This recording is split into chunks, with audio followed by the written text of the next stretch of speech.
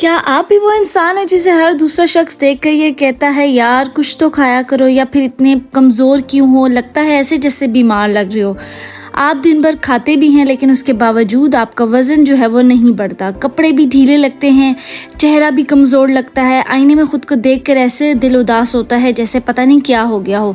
अगर ऐसा है तो आज की वीडियो आपके लिए है, क्योंकि आज मैं आपको बताऊंगी कि आखिर कुछ लोग बहुत खाने के बावजूद कमज़ोर क्यों लगते हैं और किन कुदरती तरीक़ों से आप सेहतमंद अंदाज में अपना वज़न बढ़ा सकते हैं बग़ैर किसी नुकसानदेह सप्लीमेंट या गैर ज़रूरी दावों के। और आखिर में आपको कुछ चंद ऐसी एक्सरसाइज भी बताऊंगी जो घर पर की जा सकती हैं और वज़न बढ़ाने में आपको बहुत हेल्पफुल होंगी। इस वीडियो को आखिर तक ज़रूर देखें। हम में बहुत से लोग सिर्फ मोटापे की बात करते हैं, लेकिन हकीकत यह है कि बहुत ज़्यादा कमज़ोर लगना, जिस्म पिचकला लगना, ये भी एक बहुत बड़ा मसला है। ज़रा ख़ुद से पूछें, क्या आपकी कलाइयाँ बहुत ज़्यादा पतली हैं? क्या शर्ट पहनने के बाद कंधे खाली खाली लगते हैं? क्या लोग बार बार पूछते हैं कि आप बीमार हैं? क्या आप जल्दी थक जाते हैं? सीढ़ियाँ चढ़ते हुए आपकी सांस फूल जाती है? बाज़ लोगों को भूख भी कम होती है। कुछ लोग 3 वक्त खाते तो हैं लेकिन मिकदार इतनी कम होती है कि जिस्म की ज़रूरत के मुताबिक एनर्जी नहीं मिलती। कुछ नौजवान ये सोचकर परेशान रहते हैं कि शायद उनके जिस्म में कोई बड़ी ख़राबी है। कुछ लोग हर हफ्ते अपना वज़न चेक करते हैं लेकिन मशीन पर वही नंबर देख के मायूस हो जाते हैं। और फिर कोई दोस्त प्रोटीन पाउडर का मशवरा दे रहा होता है, कोई कहता है ज़्यादा मीठा खाया करो, और बस कुछ तो ये कहते हैं कि सिर्फ केले खाते रहो। लेकिन सही मालूमात ना होने की वजह से अक्सर लोग फ़ायदे की बजाय नुकसान उठाते हैं।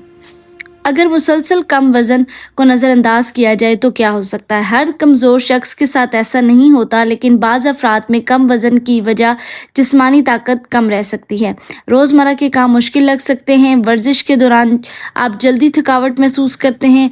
अगर आपकी बैलेंस डाइट नहीं है तो कुछ जो ग़िज़ाई अज्जा हैं, जो न्यूट्रिएंट्स हैं, वो आपकी बॉडी में उनकी कमी हो सकती है। चेहरे की रौनक जो होती है वो मुतासिर होती है। बहुत से नौजवान सिर्फ अपने जिस्म की वजह से लोगों के सामने जाने से हिचकिचाते हैं, ढीले कपड़े पहनकर खुद को छुपाने की कोशिश करते हैं। असल मसला सेहत, ताकत और खुद एतमादी का होता है। अच्छी बात यह है कि अगर वजह मालूम हो और सही आदतें अपनाई जाएं तो आहिस्ता आहिस्ता बेहतरी आ सकती है। अब सवाल यह है कि आखिर वज़न बढ़ता क्यों नहीं है? इसे बहुत आसान मिसाल में समझते हैं। फ़र्ज़ करें आप एक घर बना रहे हैं, अगर ईंटें ही कम पहुंचेंगी तो घर कैसे बनेगा? बिल्कुल इसी तरह अगर हमारे जिस्म में खुराक मिलने वाली तवानाई मीन्स के जो न्यूट्रिएंट्स हैं वो ही बॉडी को अगर प्रॉपर नहीं मिलेंगे और कम कैलोरीज होंगी तो वज़न बढ़ना मुश्किल हो जाएगा।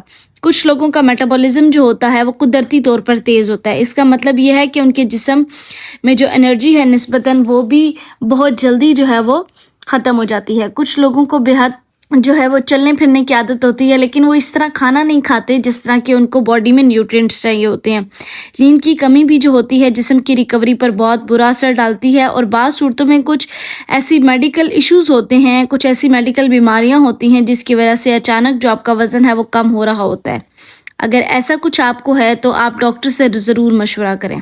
खाने की मिकदार आहिस्ता आहिस्ता बढ़ाएं, एकदम बहुत ज़्यादा खाने की कोशिश ना करें। अगर आप 1 रोटी खाते हैं तो कुछ दिन बाद इसको 1.5 या 1.5 रोटी कर दें। इसी तरह थोड़ा थोड़ा आप इजाफा करेंगे और आपकी बॉडी जो है इस चीज़ को अडॉप्ट कर लेगी और आप इसके आदी हो जाएंगे।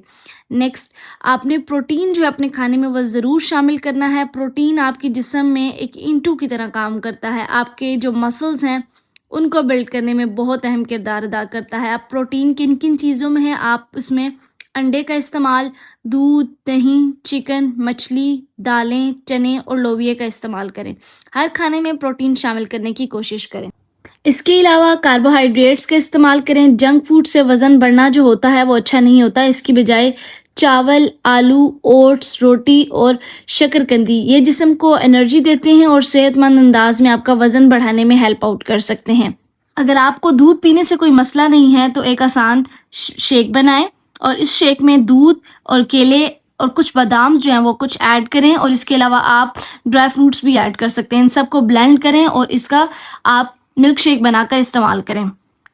अगर एक वक्त में ज़्यादा खाना मुश्किल लगता है तो आप चंक्स में खाएं, मतलब थोड़ा थोड़ा खाएं। हर 3 से 4 घंटे के बाद कुछ खाएं, जैसे कि फ्रूट खा लिया, कुछ मेवे खा लिए, दही खा सकते हैं, आप सैंडविच खा सकते हैं, बॉयल एग खा सकते हैं या भुने हुए चने खा सकते हैं। इस तरह पूरे दिन में आपकी कैलोरीज जो है वो आहिस्ता आहिस्ता बढ़ना शुरू हो जाएंगी। खाने से बिल्कुल पहले बहुत ज़्यादा पानी पीने से बाज़ लोगों की जो भूख होती है वो कम हो जाती है, इसलिए पानी ज़रूर पिएँ। लेकिन अगर ऐसा महसूस होता है कि भूख कम हो जाती है तो खाने के फ़ौरन पहले बहुत ज़्यादा पानी पीने से गुरेज़ करें।